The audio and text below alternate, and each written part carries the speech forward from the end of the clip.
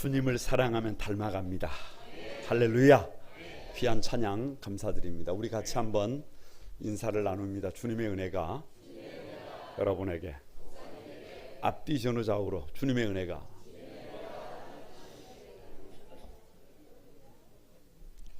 가만히 저를 한번 주목해 보시기 바랍니다. 고린도후서 5장을 펼치면 죽음 그 이유를 말씀합니다.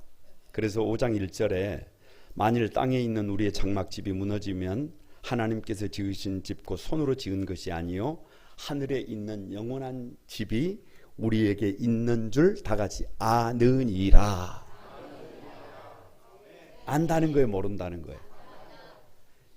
이것은 그냥 추측이 아니에요. 희망사항도 아니고 확실히 안다는 거예요.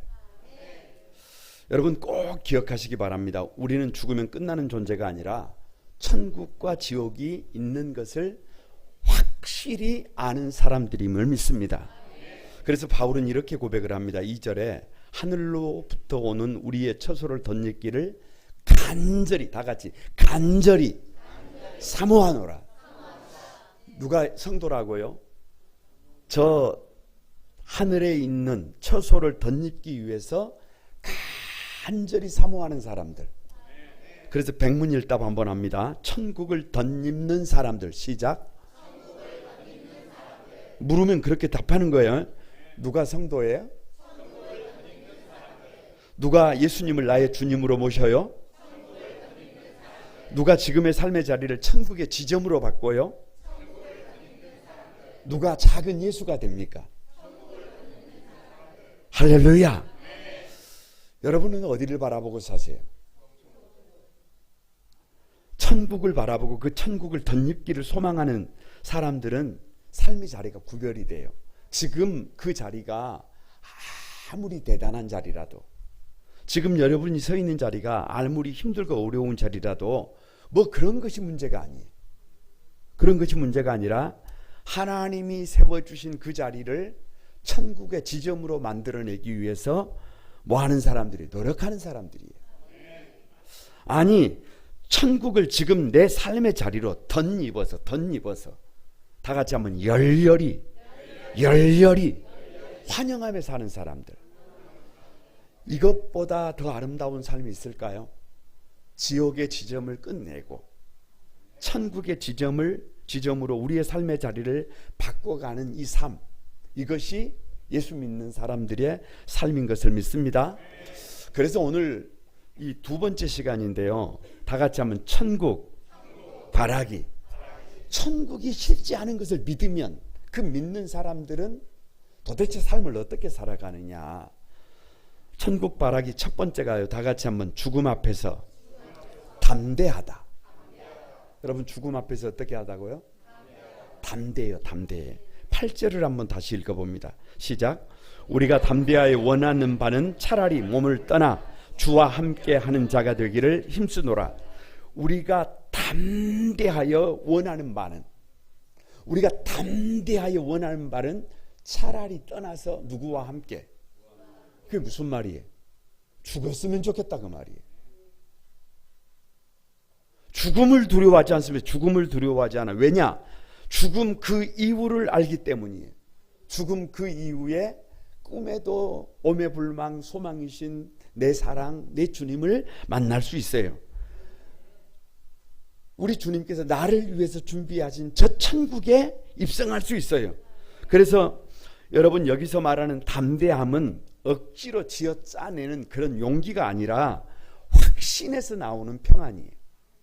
천국이 믿어지면 여러분 여기에 평안이 와요. 담대함이 와요. 세상 사람들이요, 제 아무리 대단한 삶을 살아도, 아무리 많은 것을 가지고 있어도 죽음 앞에서는 발악을 합니다. 발악을 해. 못 죽어, 안 죽어. 이거 팩트예요 여러분. 왜? 죽음이 두렵기 때문에 그래요.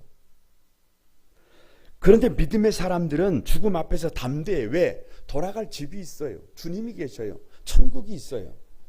이건 농담이에요. 우스갯소리예요. 한 할아버지 할머니가 이 세상에서 삶을 백수를 누리시고 천국에 가셨어요. 할렐루야. 우스갯소리라고 말씀드렸어요. 가서 식당에 가서 밥을 먹는데 너무 좋은 거예요. 너무 좋아. 그러니까 할아버지가 갑자기 화를 버럭 내시면서 이 할망구 때문에 진작 올 수 있었는데 못 왔다는 거예요. 왜요? 아니 할머니가 이 세상에 있을 때 좀 오래 살게 해보려고 고기도 안 주고 밥도 못 먹게 하고 현미 채식하면서 그냥 뭐만 먹였다는 거예요. 여러분 이게 무슨 얘기예요? 우스갯소리로 하는 얘기 같지만 천국을 아는 사람들에게는 죽음이 아니라 소망이에요. 소망. 12가지 인생의 법칙이라고 하는 책을 쓴 저 하버드 대학의 조던 피터슨 교수는 말 그대로 그 자기의 그 지식 때문에 오만방자하던 사람이에요. 많은 사람들에게 영향력을 미친 사람인데 이 사람이 종교인이 종교인. 신앙을 가지고 있어도 저 멀찍이 종교인. 그래서 예수 그리스도에 대한 구체적인 고백도 없어요.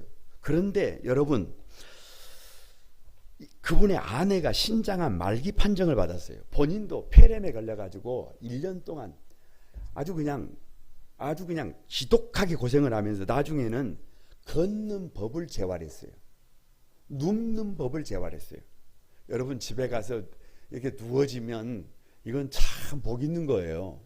그러니까 눕는 법을 재활을 하면서 다시 말하면 죽다가 살아나면서 고백하는 것이 하나님 조금 안다고 조금 지식이다고 오만방자했던 지난 날들의 나의 삶을 용서해 주십시오. 고백을 하고 나서 쓴 책들을 가만히 보면 더 이상 죽음에 대해서 두려워하지 않아요. 왜요? 누가 계시는 곳이기 때문에, 주님이 계시는 곳이기 때문에. 참 안타까운 것이 뭐냐 그러면 사도 바울도 마찬가지고 12사도도 마찬가지고 성경에 기록된 많은 믿음의 선배들의 삶은 결코 호락호락하지 않아요. 쉬운 삶이 아니에요. 복음을 전하는 환경이 너무 처절합니다. 성지순례를 가보신 분들은 알겠지만 절대로 편안한 삶이 아니에요. 너무 치열한 삶이에요. 그럼에도 불구하고 복음을 끝까지 전할 수 있었던 비결, 여러분 비결이 도대체 뭘까? 죽음 앞에서 어떻게 저렇게 담대했을까? 먼저 백문일답으로 정리를 한번 하고 넘어갑니다. 12사도들의 삶을 떠올리면서 이렇게 한번 답하시기 바랍니다. 죽음 앞에서 담대했습니다. 뭐라고요? 한번 답하시기 바랍니다. 베드로는 십자가에 거꾸로 매달려 죽으면서도, 야고보는 헤롯의 칼에 목이 베어져서 쟁반에 올려지면서도, 요한은 끓는 가마에 던져지고 밤모습에 그 유배되면서도, 바돌로메는 살 가죽이 벗겨지는 고문을 당하면서도, 저 도마는 인도에까지 가서 창에 찔려 죽으면서도, 도대체 이런 이유가 뭐예요? 이렇게 죽음 앞에서도 담대한 이유가 뭐예요? 사도 바울은 고린도후서 11장 27절에 수고하며 예수고 여러 번 자지 못하고 줄이며 목마르고 여러 번 굶고 춥고 헐벗었노라 이렇게 고백하고 있어요. 아니 도대체 무슨 죄를 얼마나 지었기에, 무슨 잘못을 얼마나 했기에 이런 삶을 사는 것입니까? 왜 그런 삶에서 나오지 않아요? 왜 그런 삶 앞에서도 끝까지 복음을 전합니까? 어떻게 죽음 앞에서 담대할까요? 핵심이 뭐냐 그러면 이 땅의 삶이 전부가 아니라는 거예요. 만약 이 땅의 삶이 전부라면 그렇게 못 삽니다. 이 땅의 삶이 전부라면 그렇게는 못 죽어요. 한스러워서 못 죽습니다.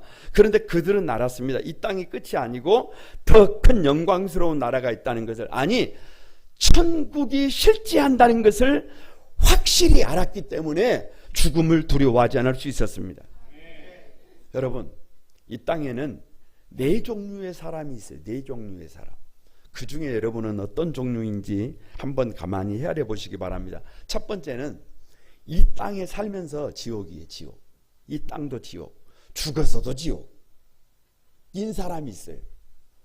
그런 삶은 더 이상 생각하지 않습니다. 왜? 그런 삶을 살면 안 돼요. 두 번째 삶이 있어요. 이 땅에 사는 것은 천국 같아요. 이 땅에 사는 것은 천국 같다. 그래서 죽으면 반드시 지옥 가요. 예를 들면 누가복음 16장의 부자 같은 사람이에요.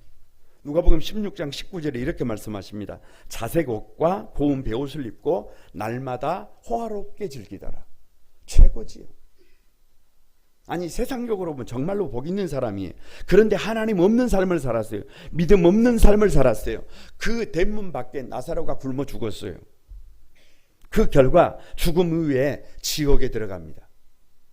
지옥에 들어가 물 한 방울이 없어 절규합니다. 16장 24절에 보면 불꽃 가운데서 괴로워하나이다 라고 기록하고 있어요.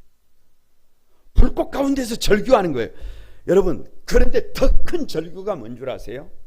이렇게 고백합니다. 아직 죽지 않은 5 형제에게 나사로를 좀 보내줘서 이 고통받는 지옥에 오지 않게 해 주십시오. 이게 탄식이에요. 탄식.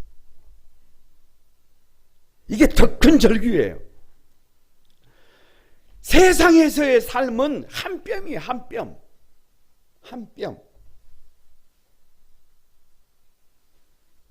잠시 어젯밤 꿈 같은 것이 여러분 인생이 그렇게 짧아요. 그런데 천국은, 지옥은 영원해. 인터널 라이프라 그래요. 들어가는 입구가 있는데 끝이 없어요. 영원해. 아무리 세상에서 천국 같은 삶을 살아도 죽어서 지옥이라면 그런 삶은 살면 안 돼요. 그런 삶을 살면 안 돼요. 세 번째 삶이 있어요. 여러분, 이 땅에서는 지옥처럼 살았는데 죽어서는 천국이에요. 그럼 그런 삶이 있을 수 있어요. 누구냐 그러면 누가복음 16장에 나사로 같은 사람이에요. 16장 20절에서 21절에 보면 이렇게 되어 있어요. 나사로라 이름하는 거지가 헌데투성이로 그의 대문 앞에 버려진 채 그 부자의 상에서 떨어지는 것으로 배불리려 하며 심지어 개들이 와서 그 헌데를 핥더라. 이렇게 되어 있어요. 개만도 못하지. 처절한 거예요. 처절해. 세상 사람들이 나사로를 향해서 뭐라고 그러냐 그러면 지옥 같은 삶이라 그래요. 지옥이에요. 지옥이에요. 그런데 여기에 놀라운 사실이 숨어져 있어요. 복선이 있어요. 성경에서 부자의 이름을 기록하지 않습니다. 그런데 이 거지의 이름은 기록해놨어요. 나사로. 나사로라는 말이 무슨 뜻이냐? 하나님이 나의 도움이시다라는 말이에요. 그러니까 보세요. 여기에 복선이 있어요. 이 거지 나사로는 그냥 거지가 아니에요. 초대교회를 생각해 보세요. 초대교회 때 복음 때문에 집을 잃었어요. 재산을 잃었어요. 우리말로 주민등록증을 잃고 소아시아로 넘어갑니다. 많은 사람들이 이 거지 나사로처럼 살았어요. 그렇게 살았어요. 희망도 없이 고통 가운데 살았어요. 눈물 흘리며 살았어요. 아니, 믿음으로 사는 사람들 중에는 지금 오늘 삶의 자리가 지옥 같은 사람들도 얼마든지 있어요. 그런데 여러분 생각해 보세요. 저 계시록 2장에 보면 사단의 지휘본부 위에 지어진 교회. 그런 교회가 얼마나 부흥하겠어요. 아니, 바위 위에 심어진 나무가 무슨 얼마나 성장하겠어요. 처절하죠. 처절해. 그런데도 불구하고 하나님이 나의 도움이신 저 나사로가 죽는 순간 천사가 그를 아브라함의 품으로 데리고 갑니다. 이 땅에서는 지옥 같은 삶을 살았어요. 그런데 하늘에 갔더니 역전이에요. 하늘의 역전이에요. 최소한 이렇게 살아야 해요. 네 번째 삶이 뭐냐 그러면 이런 삶이 되기를 바랍니다. 다 같이 한번. 땅에서도 천국이고 죽어서도 뭐다? 그렇게 돼야지 않겠어요? 여러분 가운데 지금 내가 서 있는 자리가 천국이고 죽어서도 천국입니다. 할렐루야. 믿음은 바라는 것들의 실상이라 그러잖아요. 막 거침없이 그렇게 대답하는 거지요. 어제 우리 윤인현 성도님의 모친께서 소천을 하셔서 전남 영광회를 다녀왔어요. 영광회를 다녀왔는데 가만히 눈을 감고 이렇게 있는데 뒷자리에서 소곤소곤 아주 부드러운 막 그 얘기 소리가 들리는데 무슨 소리냐면 이런 소리더라고요. 어떻게 예수님을 믿게 됐는지, 어떻게 하루하루를 감사하며 사는지, 어떻게 주님과 동행하는지 막 이거 나누는 거예요. 목소리가 거칠지도 않고 부드러운 음성으로 그렇게 나누는 거예요. 가만히 들어보고 있었어요. 눈을 감고 가만히 들어보고 있었어요. 그런데 윤인현 성도님이 누구인지를 모르는데 거기 조문에 온 거예요. 아니 왜요? 어려움 당한 사람의 손 잡아줄 수 있어서, 손 잡아주기 위해서. 그래서 가만히 얘기를 들어보니까 어려운 사람의 손 잡아줄 수 있어서 감사하고, 밥을 먹을 수 있어서 감사하고, 소풍처럼 아름다운 경치를 볼 수 있어서 감사하고, 이게 분명히 나는 지금 힘들게 다녀오고 있는데 누구는, 뒤에 계시는 분은 처음부터 끝까지 감사 그런 생각이 들어요. 그분은 형편이 넉넉한 분이 분명히 아니에요. 제가 알기로 그분은 환경이 그렇게 부러워할 만한 그 삶도 아니에요. 그런데 제가 가만히 그 얘기를 앞에서 듣고 오면서 이런 생각이 들어요. 주 예수와 동행하니 그 어디나 하늘나라. 사실은 그 노래를 부르려고 한 게 아니에요. 내 주 예수 모신 곳이 그 어디나 하늘나라. 그 생각이 들더라니까요. 오늘 천국은 환경이 좋은 것이 아니라 예수님을 모시고 사는 여기가 천국이고, 그런 사람들은 죽어서도 어디에? 천국이에요. 여러분, 이런 사람들은 내일을 두려워하지 않습니다. 이런 사람들은 죽음을 두려워하지 않습니다. 그런 사람들이 여러분이 되시기를 바랍니다.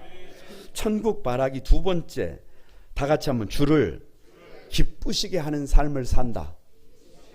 어떻게 산다고요? 주를 기쁘시게. 9절을 한번 봅니다. 9절 다 같이 시작. 그런즉 우리는 몸으로 있든지 떠나든지 주를 기쁘시게 하는 자가 되기를 힘쓰노라.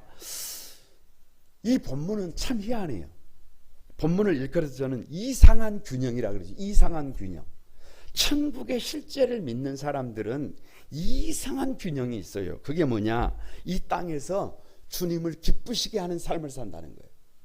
천국의 실제를 믿으면 그 삶의 자리가 균형이 잡혀. 천국을 바라는 사람은 천국만 바라니까 이 땅을 대충 산다? 누가 그래요? 그런 게 아니에요. 천국을 아는 사람, 천국의 실제를 아는 사람은 이 땅을 진지하게 삽니다. 이 땅을 치열하게 삽니다. 그래서 이렇게 돼 있어요. 몸으로 있든지 떠나 있든지 주를 기쁘시게. 다 같이 한번 따라서 해봅니다. 살든지 죽든지 주를 기쁘시게. 얼마나 멋져요. 얼마나 멋져. 몸으로 있든지 떠나든지 주를 기쁘시게. 백문일답입니다. 정답은 주님을 기쁘시게. 뭐라고요? 한번 묻습니다. 살든지 죽든지, 형편이 좋든지 나쁘든지, 성공하든지 실패하든지, 어떤 삶의 자리에 있든지 무슨 일을 하든지, 그러면 되는 거 아니에요? 그러면 여러분 거기가 작은 천국에 지점되는 것 아니에요? 내가 지금 관심 갖고 있고 집중하는 일이 주님이 기뻐하시는 일이 아니라고 생각해 보세요. 그러면 더 이상 거기서 머물쩍거리면 안 됩니다. 어물쩍거리면 안 돼. 거기서 나와야 해. 냄새나고 악취가 나는데 주님께서 싫어하시는데 손해가 되더라도 조롱과 멸시를 당할지라도 거기서 거침없이 나와야 해요. 내 주님이 싫어하는데. 너무나 짧은 인생이잖아요. 손바닥 뺨 같은 짧은 인생이잖아요. 그런데 내가 사랑하는 주님이 싫어하는 삶을 산다? 내 주님이 기뻐하지 않는 일을 내가 한다? 하루를 살아도, 한 시간을 살아도, 아니 내게 기회가 없을지라도 주님이 기뻐하시는 일을 하다가 죽는다. 여러분, 이게 성도예요. 이게 성도. 얼마나 아름다워요. 그래서 우리 믿음의 선배들은 다음 세대를 훈련시킬 교재를 만들 때, 소요리 문답이라고 교재를 만들 때 첫 번째 질문이 뭐냐 그러면 사람의 제일 되는 목적이 뭐냐. 존재에 관한 질문이 존재의 이유를 묻는 거예요. 무엇 때문에 사느냐, 무엇 때문에 공부하느냐, 무엇 때문에 일을 하느냐, 무엇 때문에 오늘 당신은 존재하느냐. 나는 하나님을 영화롭게 하고 영원토록 그를 즐거워하는 것입니다.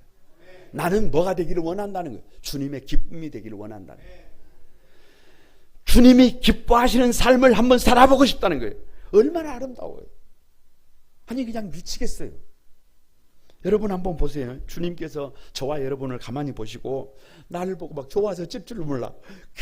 저놈 봐라 저놈 봐라. 연습으로 한번 해봅시다. 주님이 여러분을 보신다고 생각하세요. 근데 여러분이 너무 아름답게 사는 거예요. 그 표정을, 주님의 모습을 다 같이 한번 시작. 저놈 봐라 저놈 봐라. 아니 여러분, 그렇게 한번 살아봐야 될 거 아니에요. 우리가 이 땅을 살아가는 이유는 어떻게 하면 하나님을 영화롭게 하고 영원토록 그를 즐겁게 할 수 있는가. 여러분, 삶이 안 달라지겠어요? 가정이 안 달라지겠어요?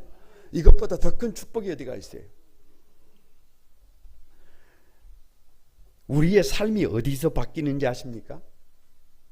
임계점이라고 하죠. 사람은요, 어디에서 인생이 바뀌느냐 그러면 힘쓰는 지점에서 바뀝니다. 힘쓰는 지점. 다시 말하면 극한 한계에서. 보세요. 자전거를 타면 건강이 많이 좋아지는데, 자전거를 타고 평지를 갈 때는 잘 모르는데 오르막을 산을 이렇게 올라가요. 그럼 막 심장이 터질 것 같거든요. 그러면 그때 한마디 하는 것이 있어요. 딱 이렇게. 다 같이 한번 따라서 해보세요. 극한 한계가 인간의 몸을 바꾼다. 이 맛을 알아야 이 산을 올라가는 거예요. 턱걸이를 할 때 한번 당겨보세요. 이게 당겨지는지.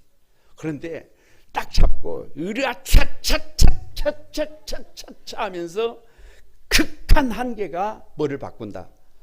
약함을 넘어서게 한다. 극한 한계가. 여러분, 그게 팩트예요. 다시 말하면 주님을 기쁘시게 하기 위하여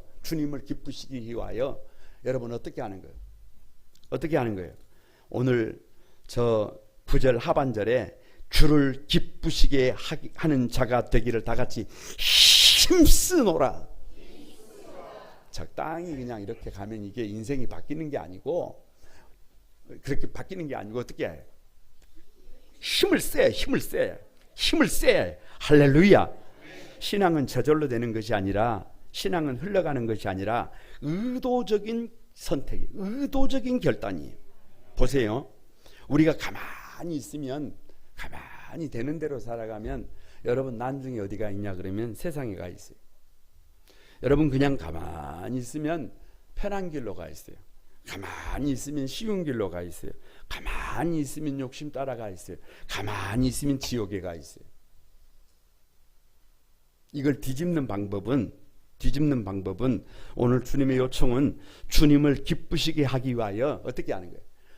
내가 할 수 있는 최선을 다하는 거예요. 힘을 쓰는 거예요. 그래서 힘쓴다는 것은 싸운다는 말이에요. 내 욕심과 싸우고 내 감정과 싸우고 세상의 유혹과 싸워야 해요. 이건 아닌데, 이건 주님이 기뻐하지 않는데, 그러면 여러분 손해가 되더라도 결단하고 돌아서야 해요. 그래서 전쟁인 거예요. 힘쓴다는 것은 방향을 정하는 거예요. 방향. 다 같이 인생은 선착이 아니라 방향이다. 아무리 더딜지라도 주님이 기뻐하시는 삶을 산다는 것은 방향 설정이에요. 방향 설정. 주님을 기쁘시게 하기 위하여 달려가면 누가 일을 해요? 주님이 일을 합니다. 그래서 여기 힘쓴다는 것은 사랑의 표현이에요. 사랑의 표현. 주님이 좋아요. 주님이 최고의 가치예요. 주님을 뜨겁게 사랑해요. 그러면 그러면 여기서 힘쓴다는 말은 여러분 힘쓰면 부담이 아니고 그냥 뭐예요? 사랑의 표현이라니까요. 사랑의 표현. 그래서 이렇게 주님을 기쁘시게 하려고 힘쓰는 사람은 7번 넘어져도 다시 일어납니다. 이렇게 주님을 기쁘시게 하려고 하는 사람은 반드시 복 있는 사람이 됩니다. 저 덴마크를 오늘에 이르게 한 위대한 지도자 그러면 니콜라이 그룬투비 목사님 얘기를 합니다. 이분은 어찌 보면 이분은 대단한 사람이에요. 신학교를 졸업했을 때 목사고시를 치르는데 설교 제목을 덴마크 교회 지도자들이여 회개하라 이렇게 썼어요. 여러분 생각해 보세요. 제가 시험 감독관인데 이제 목사고시를 보는 사람이 너 당신 회개하시오 그러면 여러분 합격시키겠어요? 안 시키겠어요? 그건 집에 가서 생각하시고 그래서 어디로 갔느냐 그러면 저 섬으로 우리말로 유배를 보내버렸어요. 거기에서 낙심해가지고 나중에는 신경쇠약이 걸려가지고 처절하게 문드러지고 있는 거예요. 그런데 어느 날 정신이 번뜩 드는 거예요. 내가 이렇게 무너지면 안 된다. 내가 서 있는 이 자리에서 주님을 기쁘시게 해야 한다. 어디에서요? 내가 서 있는 이 자리에서. 내가 서 있는 이 자리에서 주님을 기쁘시게 해야 한다. 라고 주님을 기쁘시게 할 방법이 뭘까? 도대체 내가 서 있는 이 자리에서 어떻게 하면 주님을 기쁘시게 할 수 있을까를 고민하고 여러분 말씀을 전하는데 하나님 사랑, 이웃 사랑, 조국 사랑을 설교합니다. 그런데 그 설교를 듣는 사람들이 달라지기 시작하고 여러분 젊은이들이 돌아오기 시작하고 그 어찌 보면 지도상이 한대잖아요. 한대. 그런데도 불구하고 그렇게 앞서가는 나라가 되는 거예요. 누구 한 사람이 주님을 기쁘시게 하는 삶을 살려고 결단하는 한 사람이 나라를 바꾸는 거예요. 우리 한소망의 모든 성도들의 삶이 천국 바라기로 사는 여러분의 삶이 주님을 기쁘시게 하는 삶을 살아가기를 바랍니다. 마지막 세 번째 천국 바라기는 다 같이 한번 마지막을 준비한다. 10절을 한번 읽어봅니다. 10절 다 같이 읽어봅니다. 시작. 이는 우리가 다 반드시 그리스도의 심판대 앞에 나타나게 되어 각각 선악간에 그 몸으로 행한 것을 따라 받으려 함이라. 참 두려운 것이 뭐냐 그러면 다예요. 다 반드시 그리스도의 심판대 앞에 나타나게 되어 각각 선악간에 그 몸으로 행한 것을 따라 심판을 받는다. 이게 팩트예요. 여러분 이미 말씀드렸잖아요. 어느 순간이 되면 짧은 시간 안에 저와 여러분이 살아온 삶을 딱 보게 된다. 이게 팩트예요. 다 나타납니다. 다 반드시 나타납니다. 내가 살아온 삶이 다 나타나요. 내가 살아온 지난 날들의 모든 것이 다 나타납니다. 이쯤에서 한번 꼭 점검해 봐야 해요. 내가 살아온 삶이 다 나타나면 좋다. 1번. 내가 살아온 삶이 절대로 나타나면 안 된다. 2번. 1번 손 한번 들어보세요. 1번. 얼마나 위로가 되겠어요? 얼마나 위로가 되겠어요? 내가 살아온 삶이 다 그동안 아무도 알아주지 않아도 누가 인정해 주지 않아도 여러분 정말로 그 좁은 길을 성실하게 달려간 사람들 얼마나 감격적이겠어요. 그런데 두 얼굴로 살았어요. 두 얼굴로 살아. 그런데 다 나타나는 거예요. 그럼 어찌 되는 거예요? 이건 보통 심각한 문제가 아니에요. 그래서 성경은 죽음을 일컬어 끝이 아니라 드러남이라고 해요. 드러남. 이 땅에서 감춰졌던 것, 이 땅에서 아무도 몰랐던 것, 이 땅에서 아무에게도 밝히지 않았던 모든 것이 그날에는 다 드러난다. 저는 어제처럼 먼 길을 가면은요 반드시 사무실을 정리합니다. 사무실을 정리. 왜요? 아니 누가 알아요 못 돌아올지. 제가 없는 그 자리를 누군가가 다른 사람들이 치운다고 생각해 보세요. 그래서 먼 길을 갈 때는 반드시 사무실을 치워요. 그런데 죽음은 사무실을 정리하는 것과는 다른 차원의 것이에요. 죽음은 내가 이 땅에서 살아온 모든 것이 드러나는 시간이에요. 그 주님 앞에 설 것을 준비하는 사람들이 성도들이에요. 결코 그냥 살아서는 안 됩니다. 꼭 기억해야 해요. 여러분에게 부탁드리고 싶은 것이 있어요. 주님께서 여러분을 언젠가는 부르실 거예요. 여러분을 불러요. 그러면 저 천국과 지옥의 문 앞에서 세 가지를 묻습니다. 제가 알려드리는 거예요. 꼭 한번 점검해 보시기를 바랍니다. 마태복음 25장에 보면 세 가지 비유가 있는데 첫 번째가 열처녀 비유예요. 열처녀. 다 신부예요. 다 등을 들고 있어요. 다 믿음의 사람처럼 보입니다. 그런데 무엇이 갈랐느냐? 마지막 기름이에요. 마지막 기름. 다시 말하면 마지막 주님 앞에 서면 묻습니다. 마지막까지 예수 그리스도에 대한 믿음을 지켰느냐? 답해야 해요. 믿음으로 살았느냐? 답해야 해요. 옛날에 내가 살았습니다. 이거 가지고 안 돼요. 내가 지금 믿음으로 살았느냐? 반드시 답해야 합니다. 두 번째가 하나님께서 묻습니다. 달란트 비유예요. 하나님께 얼마나 어떤 것을 받았느냐? 이거 상관없어요. 아무리 한 달란트를 받았을지라도 그 한 달란트를 가지고 한 가지 은사를 가지고 얼마나 남겼느냐? 다시 말하면 얼마나 치열하게 살았느냐? 얼마나 최선을 다했느냐? 얼마나 하나님 앞에 헌신했느냐? 그걸 반드시 물어봅니다. 그러니까 그 대답을 미리 준비해야 해요. 미리 준비해. 하나님 앞에 여러분 부끄러워서 고개를 숙이는 그런 삶을 살고 싶지 않습니다. 마지막 세 번째가 아무리 대단한 삶을 살았어도 아무리 엄청난 삶을 살았어도 양과 염소의 비유를 통해서 말씀하십니다. 곁에 지극히 작은 소자에게 행한 것이 내게 한 것이다 그러잖아요. 곁에 누가 있어요? 배우자가 있잖아요. 곁에 누가 있어요? 자녀들이 있잖아요. 곁에 누가 있어요? 성도들이 있잖아요. 그 성도들에게 주님에게처럼 따뜻하게 대했는지 누가 물어보신다는 거예요. 주님이 묻는다는 거예요. 답을 준비해야 해요. 여러분 제가 분명히 알려드렸어요. 요 세 가지는 우리가 주님 앞에 섰을 때 반드시 물으시고 그리고 어디가 결정이 돼요. 천국과 지옥이 결정됩니다. 여러분은 준비가 되어 있게 되기를 바랍니다. 마태복음 25장을 읽다가 보면 놀라는 것이 있어요. 놀라는 것. 뭐에 놀라느냐? 왼편에 있는 사람들에게 주님이 이렇게 말을 해요. 악하고 게으른 종아 지옥에 들어가라. 더 놀라운 것이 뭔 줄 아세요? 왼편에 있는 사람들은 이렇게 말을 합니다. 왜요? 왜 내가 지옥 가는데요? 내가 뭘 잘못했는데요? 그러니까 지옥에 가면서도 나는 지옥에 들어갈 이유가 있다는 거예요? 없다는 거예요? 거기서도 원망하고 불평해요. 희한한 일이에요. 그런데 오른편에 있던 사람들, 천국 가는 사람들이에요. 천국 가는 사람들에게 주님이 이렇게 말씀하세요. 내 아버지께 복을 받을 자들이여 천국으로 들어가라.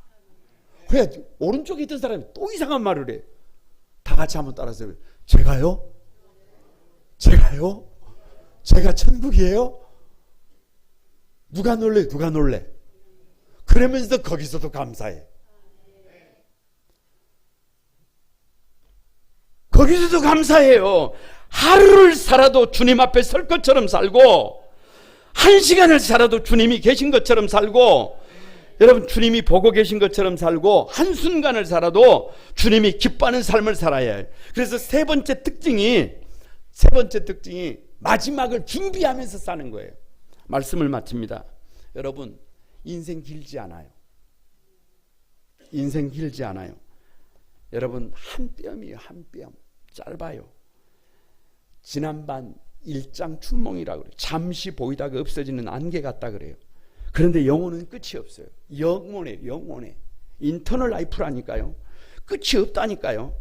그날을 준비하면서 살아야 해요. 오늘만 보고 살면 안 돼요. 여러분 아무렇게나 살면 안 돼요. 그날을 바라보며 지금 대충 살지 말고 그 영혼을 준비하면서 치열하게 살아야 해요. 열렬히 살아야 해요.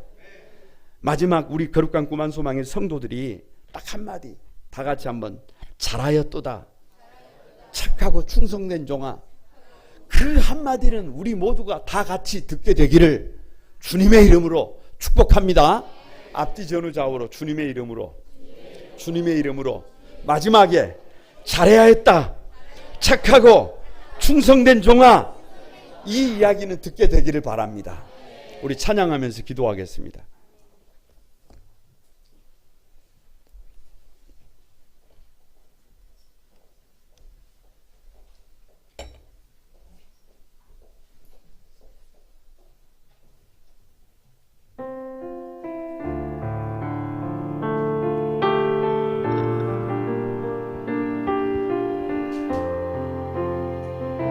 다 같이 드립니다. 주님과 함께하는 이 고요한 시간 주님의 보좌 앞에 내 마음을 쏟네. 모든 것 아시는 주님께 감출 것 없네. 내 맘과 정성 다해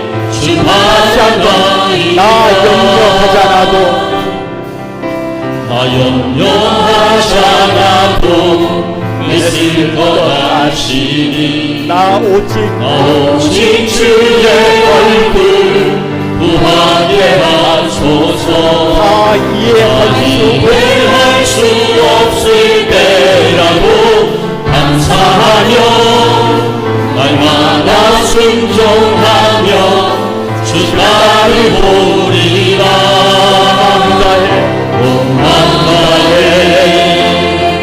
사랑합니다. 온 마음 다해 주 알기 원하네.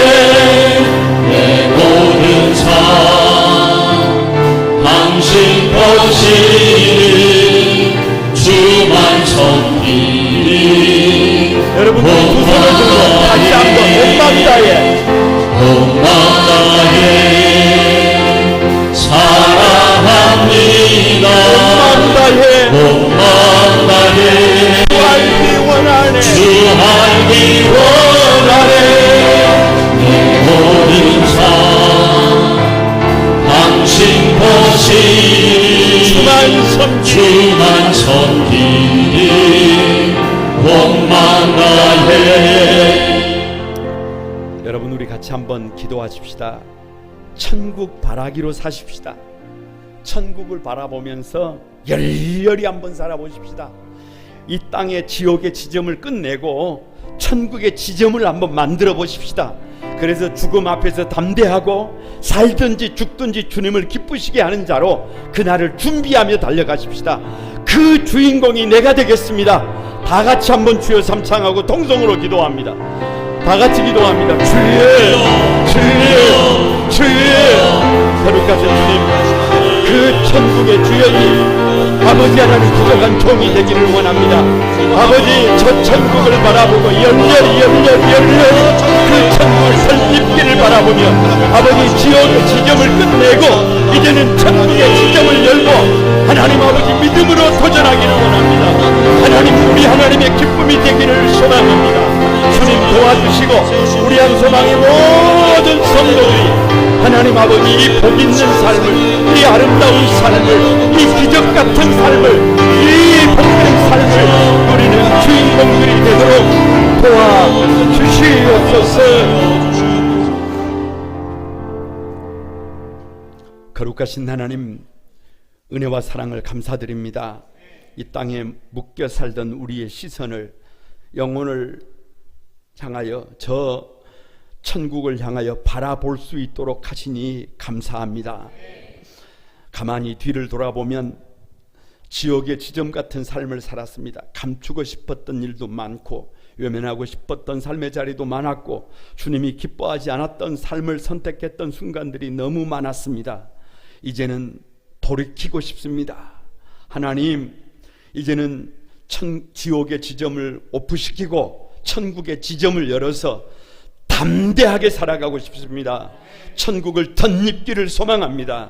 그래서 죽음 앞에서 담대하게 하시고 주를 위하여 어떻게 살아갈까? 어떻게 주님을 기쁘시게 할 수 있을까? 어떻게 나의 삶을 통하여 주님 앞에 영광 돌리게 할 수 있을까? 하루를 살아도 주님 앞에 설 것처럼 살고, 한 시간을 살아도 주님이 보고 계신 것처럼 사는 우리 복 있는 성도들 되도록, 그래서 주님 앞에 섰을 때 후회가 아니라 감사와 기쁨과 감격이 되도록, 잘하였도다 착하고 충성된 종아, 이 한마디 들을 수 있도록 우리 모두를 축복해 주옵소서.